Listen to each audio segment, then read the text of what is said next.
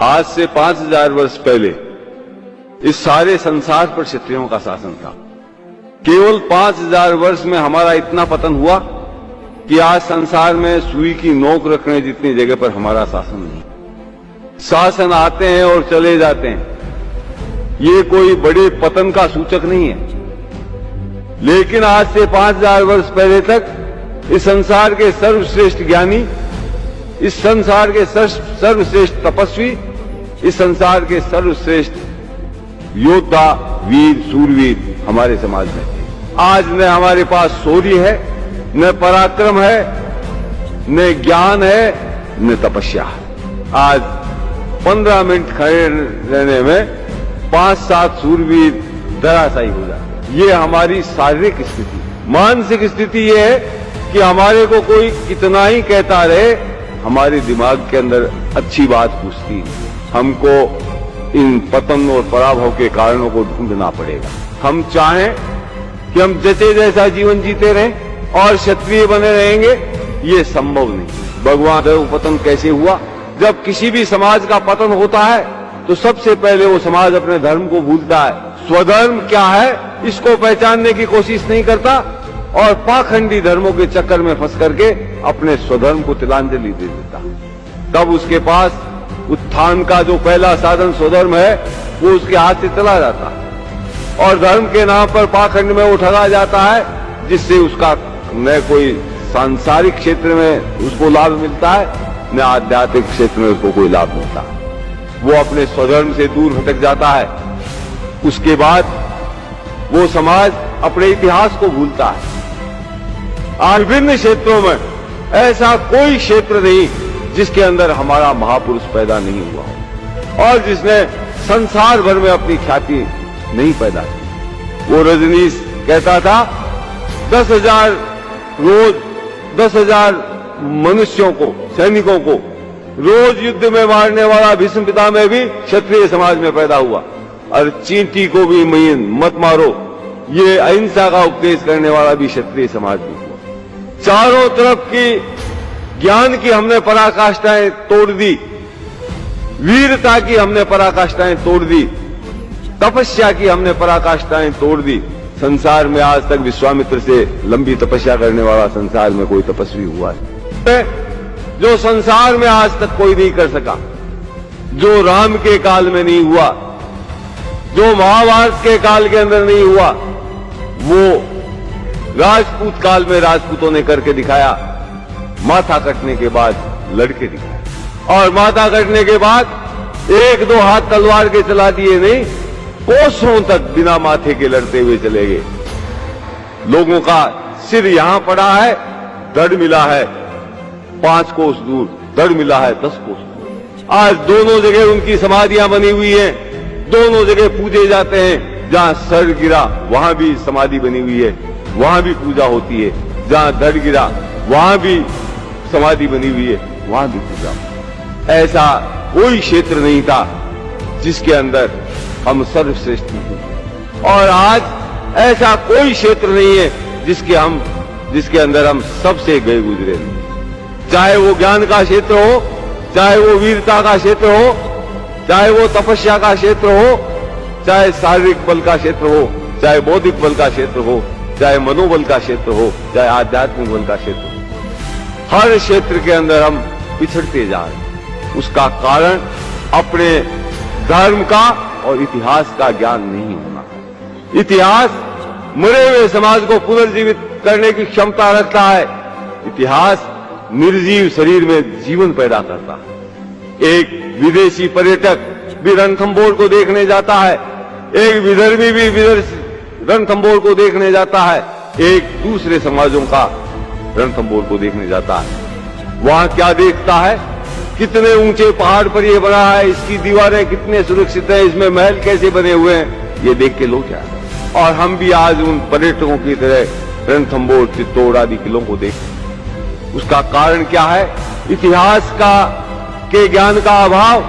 हमारे अंदर वो चिंगारी नहीं फूंक सकते जो चिंगारी रणथंभौर के अंदर विद्यमान।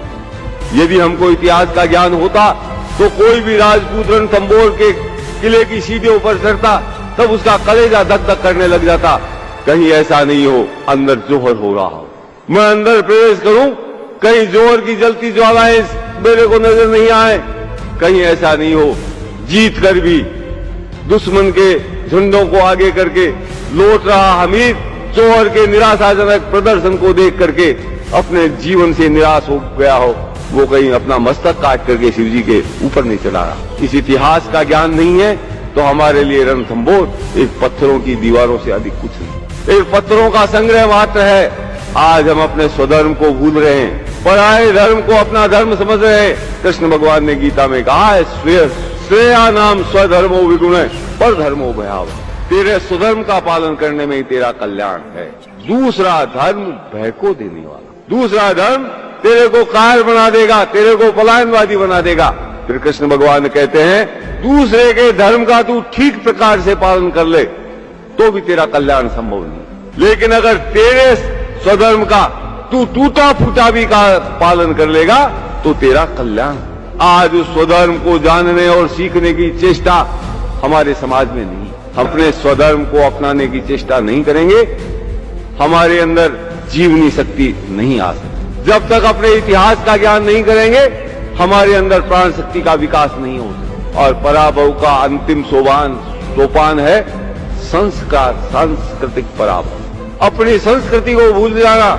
आज भी हर दिन हमारा बोल चाल, रीति रिवाज, खान पान, रहन सहन सब दूषित होता है। इस पूंजीवादी सभ्यता और पूंजीवादी संस्कृति यानी विदेशी सभ्यता और विदेशी संस्कृति यानी ईसाइयत की सभ्यता और ईसाइयत की संस्कृति का प्रचार आज इस देश के अंदर चैत्र शुक्ला प्रतिपदा को कोई नया वर्ष नहीं मनाता। 1 जनवरी को ये धर्म के ठेकेदार बने हुए शुभकामनाएं देते हैं, नए साल की शराब पी के नाचते हैं। शहरों में जाकर के देखो, ये सारे बापी करके होटलों में नाचते हैं। और अपने स्वधर्म को सीखना पड़ेगा। सिखाएगा कौन? उपनिषदों में लिखा है, क्षत्रियों ने अपना ज्ञान कभी किसी को नहीं दिया, इसीलिए उन्होंने करोड़ों वर्ष तक इस सृष्टि पर शासन किया।